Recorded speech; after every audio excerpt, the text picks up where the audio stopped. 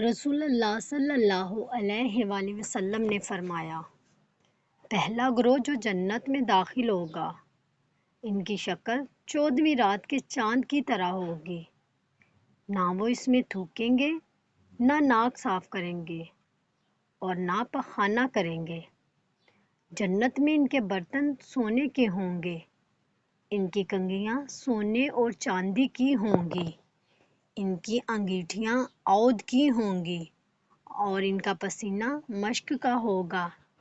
ان میں سے ہر آدمی کے لیے کم از کم 2 بیویاں ہوں گی۔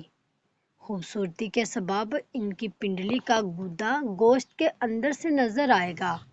ان کے درمیان کوئی اختلاف نہ ہوگا اور نہ ان کے درمیان کوئی عداوت و دشمنی ہوگی۔ ان کے دل ایک آدمی کے دل کی مانند ہوں گے۔ وہ صبح و شام اللہ کی تسبیح بیان کریں گے۔